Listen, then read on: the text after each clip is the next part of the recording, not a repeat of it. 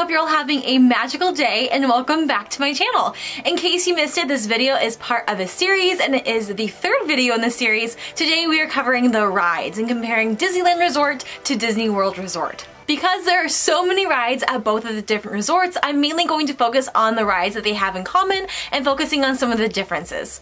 So this will mainly be an overview and not a completely detailed analysis. Thank you guys too for all of the comments that you've been leaving on these videos. Like I mentioned before, I would love for this to be a collaborative process and I really appreciate your guys' input. Also, thank you for letting me know a couple more accounts that do videos like these. You guys have mentioned that Offhand Disney and TMP videos also do comparison videos like these comparing Disneyland and Disney World. So if you want more videos like this one, be sure to check them out, as well as Disneylander. I mentioned him in my last video. And I normally don't mention this, but you could also go follow Mackenzie Brown on Instagram. That's my personal account, but I do post lots of different Disney photos. I'm really close to 10,000 followers on that account, and I usually honestly don't care, but for some reason Instagram has chosen 10,000 to be the magical number where you can automatically get that feature to swipe up. So sometimes you'll see me posting on my Kenzie Mac Brown account and I can say swipe up to view a video. I would love to be able to use that feature to notify you guys as soon as videos go up. As we all know, even though you hit subscribe, it doesn't always tell you, so I try to find different ways to let you guys know when I'm posting new videos. And the last thing is, don't forget to comment in this video. I'm sharing some of your guys' comments on the screen, and I'm also creating a finale video to the series where I'm going to include some of your guys' comments. Honestly, it was so helpful in my last video. I covered fast passes. I had no idea that the max pass price had increased, and thankfully you guys let me know. With all that being said, let's compare some rides at Disneyland and Disney World. I have to start this video off talking about Splash Mountain because it is one of my all-time favorite rides. And actually, when I was a kid, that's kind of what made me notice there were some differences between the two parks. So you can find Splash Mountain either at Disneyland or in the Magic Kingdom. At Magic Kingdom, when you ride in the log, you can actually ride side by side, whereas at Disneyland it is single file. Also, fun fact that I noticed actually when I was a kid, the Magic Kingdom version of Splash Mountain has 8 drops, while the version that you ride at Disneyland only has 7. If you guys are interested in some more comparisons of Splash Mountain, check out Disneylander. He actually did a whole video comparing several different aspects of the ride. Moving on to my other favorite mountain, Space Mountain. You can find Space Mountain both at Disneyland and Magic Kingdom. For me, the Disney World version is super nostalgic because I don't think they've changed it since I was a kid. Disneyland's version of Space Mountain went under a big reconstruction seems like it was a few years ago. Honestly, it was probably like more than a decade ago.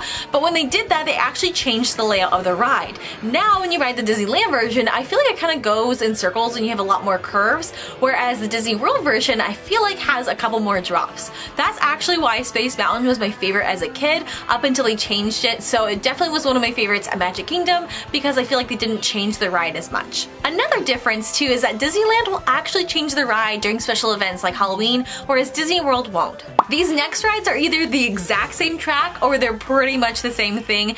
It's going to be Goofy's Flight School and the Primeval Whirl. So Goofy's Flight School is in California Adventure, Primeval Whirl is over in Disney's Animal Kingdom. And actually, Goofy's Flight School was once named Mulholland Madness, but once California Adventure redesigned the entire park, basically taking out all of the California themed things and included more Disney, they changed the name and also changed the theming, but the ride basically stayed the same. So it's a very similar ride at both different parks. It's kind of like a mini roller coaster, but it's very condensed, but it's a completely different story. Also, the Primeval Whirl car spins around, whereas the Goofy's Flight School car just stays straight on. So if you like roller coasters, you'll probably like both these rides. While Disneyland did just update this ride, I'm going to be comparing the old Tower of Terror to the same one that you can find over at Hollywood Studios. Honestly, these rides confused me so much as a kid because they were similar, but they were different enough where I couldn't remember which one was which. Disneyland's version started off by going up one floor, you'd see part of the story, it would take you up another floor, you'd see a little bit more of the story, and then it would drop you. And it would have the exact same track the entire time. Every time you rode it, it would be the exact same thing over and over again.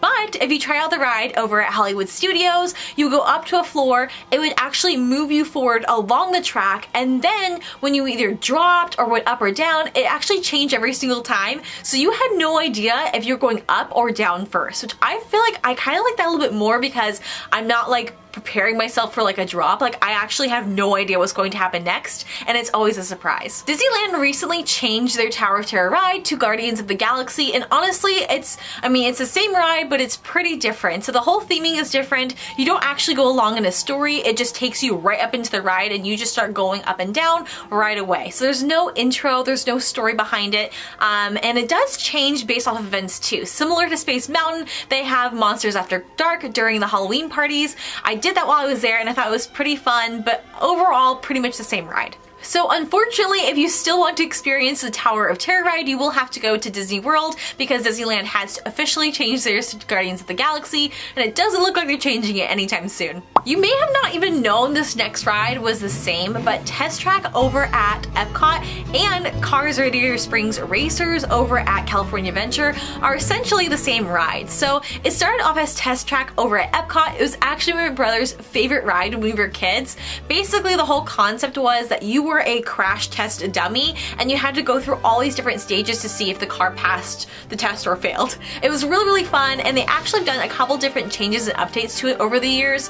Not anything major, just little things where you can now use your Fast Pass and your Magic Bands and create your own like car and like customize it, and then you race your car against other cars and see like which one is better. I kind of think it's kind of fun because it makes it more interactive, and the Cars version over at California Adventure is totally different. It basically goes through the entire Cars story, still super fun, basically the exact same track. You wouldn't even really notice it though because it's just a different story. So if you do prefer Disney themed rides as opposed to rides that are like independent from Disney, you'll probably end up liking the Cars version better. This next ride actually inspired this whole series. So this is something I learned while I was doing the DCP. I took this class called Traditions, and if you guys are interested, you should totally take it. I learned so much about Disney and I absolutely love the class. But basically, when they had built Magic Kingdom and they envisioned it, they didn't actually plan to have Pirates of the Caribbean there. The reason for that is because they had envisioned bringing the East Coast to the West, and that's why they had it in Disneyland, and for Disney World they wanted to bring the West Coast to the East. So they actually had envisioned building Thunder Mountain Railroad. But when it opened, guests were so surprised and really not happy that the Pirates of the Caribbean wasn't there, just because it was such a staple at Disneyland, that they actually scrapped the idea for Thunder Mountain and quickly built Pirates of the Caribbean. So if you notice, if you go on Pirates at Magic Kingdom and you're used to going on the one in Disneyland, it's much shorter, and I think there's only one drop down a waterfall instead of two at Disneyland. That's because they were really scrapped for time and wanted to build it as quick as possible. And I'm pretty sure, if I remember correctly, they used the other half of the funds to go build Space Mountain. Obviously they did end up building Thunder Mountain, but I thought it was kind of funny that they didn't envision people like wanting that ride, and then people were so used to seeing that at Disneyland they were pretty upset that it wasn't there. So I'm glad Disney decided to add Pirates to Disney World, although I do wish it was a little bit longer. One ride you might not expect to be that different is Small World, both on the outside and on the inside as well. So over at Magic Kingdom you can find Small World, but the queue is completely indoors. This is a huge difference compared to Disneyland, where the entire queue is outside, and honestly the whole outside area of Small World is huge. It's so big. They even have these little animatronic characters, I guess. I'm not sure really what you call the people in Small World, but they have them come out and it's super cute, very much like a cuckoo clock. So I think it's like every hour. But the whole outside of Small World over at Disneyland I feel like is way more magical than it looks over at Disney World. Also Disney World I feel like it's a little bit shorter, and Disneyland has a pretty cool feature. I want to say it was about a decade or so ago, but they recently outdated Small World to also include some of the Disney characters in the ride. So you can find them kind of based where their stories originate. Like I know they have a little like Western themed area in Small World, and you can find like Woody and Jessie in that section. Also they have a mermaid section, you can find Ariel, and there's even like a little Hawaiian section you can find Lilo and Stitch. So if you're on the Disneyland version next time you go, I know this song's very annoying, but if you do have to go or you choose to go, make sure to keep an eye out and see if you can spot all the Disney characters on the ride. This ride actually took me a really long time to notice that they were pretty much the exact same track, but we're comparing Indiana Jones with the dinosaur ride. So Dinosaur you can find over at Disney's Animal Kingdom, whereas Indiana Jones is based in Disneyland. Now I'm pretty sure the Indiana Jones ride is a little bit longer than the dinosaur ride. It's kind of hard to tell because the dinosaur ride is so dark, plus the Indiana Jones Jones ride kind of covers some of the things that you'll see in the movies, but you'll see some similar elements. So at the very end of the ride, spoiler alert, Dinosaur, you'll see this really, really big dinosaur, and at the very end of the Indiana Jones ride, you'll see this big ball coming towards you.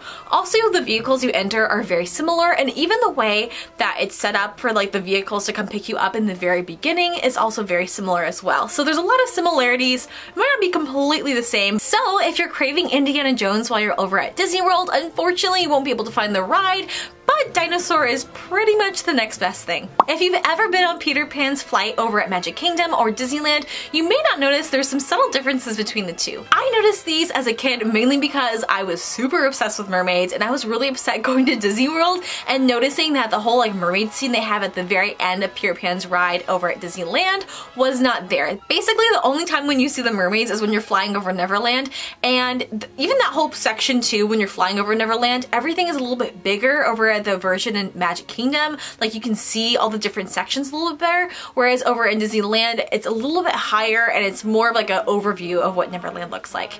So you might notice a couple more differences. For me, that was the biggest difference, mainly because I love mermaids and I was very upset that the version of Magic Kingdom did not have the same ending as the one in Disneyland.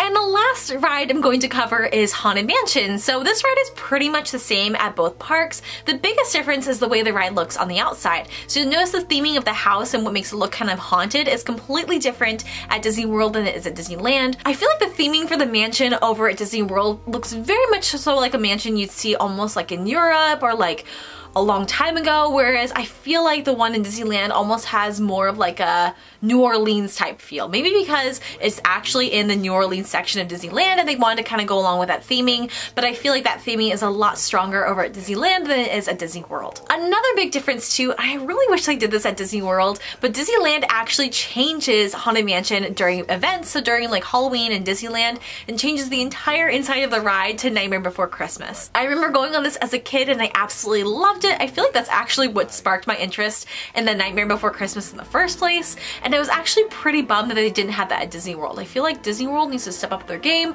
because I feel like the guests would really appreciate having that change too. Because there are so many more rides I didn't even have a chance to cover, I do want to throw in a couple extra bonuses for you guys too. The layout at Magic Kingdom and Disneyland is pretty similar, but is just off enough to really confuse you. For example, if you were looking for Thunder Mountain, Haunted Mansion, or even the Winnie the Pooh ride, they're all in completely different sections at both of these parks, and you're going to be very lost if you think they're going to be in the same place. Thunder Mountain is over by Splash Mountain when it comes to Disney World, but then over at Disneyland, it's actually almost like closer to the middle of the park. It's over by Adventureland. And then I feel like Haunted Mansion's actually in the exact same spot that Thunder Mountain is at Disneyland over at Disney World, and then over at Disneyland, Haunted Mansion is actually right next to Splash Mountain, right past New Orleans Square. And then the Winnie the Pooh ride is very confusing because it's over in Fantasyland over at Disney World, but then in Disneyland it's right next to Splash Mountain, so there's a lot of differences, even just where they put the ride and themes of like Fantasyland versus Frontierland. It's just totally different. So make sure that when you go to either of these parks you get a map and familiarize yourself with some of these rides, because you might get totally lost thinking that you know exactly where this ride is. Also, Disneyland still has the entire Toontown section, which used to be over at Magic Kingdom, but then they kind of redid it into Storybook Circus. So a lot of the rides are the same and it's pretty similar theming, but just different enough where it's not entirely the exact same experience. Next, I'm going to cover some of the special rides you can only find at Disneyland and California Adventure. Starting off with California Adventure, you have the Incredicoaster, or what used to be California Screamin'. It's one of the most amazing roller coasters ever. You also have the Ferris wheel. I know it used to be called Mickey's Fun Wheel. I think it's Pixar Play Around. It's basically the exact same ride. They just kind of redid the outside to look more Pixar themed. You also can find Luigi's Roadsters, which to me is actually a completely unique ride, and it's over in the Cars Land. You also have the Golden Zephyr that's over kind of where Pixar Pier is. It's like on the tail end of like what used to be Paradise Pier. And you also have Monsters Inc. as well, which is a dark ride featuring the Monsters movie, which you can't find at any other park. One of the biggest rides you can only find at Disneyland is the Matterhorn. It's one of my all-time favorites, even though it's a lot bumpier than what I remember as a kid. You can also find the Storybook Land Canal boats. It's really cute. It basically takes you through some of the characters' stories. You can find Snow White Scary Adventures, which used to be at Disney World. Fun fact, they actually got rid of Snow White Scary Adventures to put in Princess Fairy Tale Hall, where you can meet some of the princesses. And at Disneyland, you also have Mr. Toad's Wild Ride, Wild Adventures, which can be kind of scary for kids, just as a heads up. And lastly, at Disneyland, you can find Roger Rabbit's ride, which is in Toontown, and the Alice in Wonderland ride, which was one of my favorite rides as a kid. You can find that right next to the teacups. Looking at some of the rides that are unique to Disney World, we're going to start with Magic Kingdom, and of course, I'm sure you guys all know that Seven Dwarfs Mine Train is very unique to Magic Kingdom. You can't find it anywhere else, and it's a pretty cool ride, mainly because the cars actually rock back and forth as you go around turns. It's pretty fun. You can also still find People Mover there that used to be at Disneyland. They got rid of it, but it's still over at Disney World at Magic Kingdom. Another ride that's there too is Magic Carpets of Aladdin. It's basically the same ride as Dumbo, but then the camels will actually spit water at you. It's super fun. You have Barnstormer, which is basically the same ride as Gadget's Go Coaster over in Toontown. So again, like I mentioned before, Toontown is basically the same as Storybook Circus. They reuse some of the rides, but the theming is a little bit different. You have Mickey's PhilharMagic, which is basically an attraction, but it's still separate and unique to that park. And lastly, you have the Carousel of Progress, which was once at Disneyland, but is now at Disney World. One of the last rides I actually rode at Epcot before I left was the Frozen Ever After ride. It just opened right as I was leaving, and it's so special. You can find that over in Norway. You could also do Journey into Imagination with Figment. Honestly, I did this, I think, as a kid, but I did not ride that once when I was doing my entire Disney College program, and even when I was working for Disney. One ride I think is super cute is you have the Three Caballeros ride over in Mexico. You could also go on Spaceship Earth. It's much more of a chill ride. There's also a Finding Nemo ride too. If you go to the seas with Nemo and friends, they actually have like a little like Nemo ride where you kind of like go through the story. It's super cute. And of course, you can ride Mission Space. I personally do not like the ride. It's like one of my least favorite rides, mainly because I get really claustrophobic now as an adult, and I get really nauseous. So it was not a good time. I did that like right when I was moving to Florida, and I decided I'll never do that again. But if you enjoy like the whole concept and like the feelings of going to space where you just feel really like dizzy, that'll probably be the ride for you. Hopping over to Animal Kingdom, some of the biggest rides you can find there are Expedition Everest, Kilimanjaro Safaris. There's also the whole Avatar land, so you have Flights of Passage, and I think it's the Na'vi River. I haven't done either of the Avatar rides, but from what I can tell, the Na'vi River boats is a lot more chill than the Flights of Passage ride. You have It's Tough to Be a Bug show, which is more of an attraction, but it used to be over at California Adventure. They got rid of it, so now you can only find it at Animal Kingdom. You can find the Triceratops Spin over in Dinoland.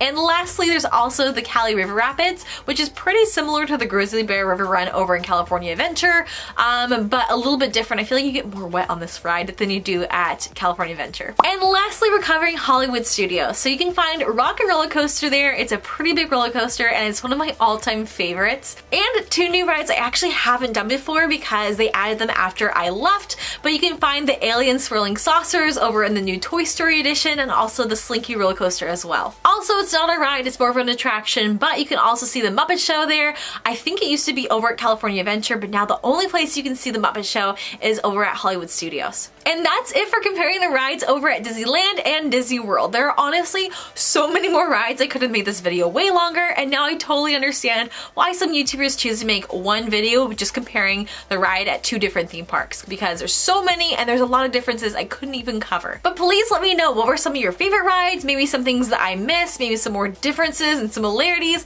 I'd love to hear from you guys, and be sure to leave a comment down below because I will be sharing some comments in these videos and also in my finale video as well. And if you're not subscribed, you might as well go ahead and subscribe so you don't miss my next video covering parades and shows, both at the Disney World Resort and Disneyland Resort. Thank you guys so much for watching this video. I hope you have a wonderful day, and I will see you in my next one.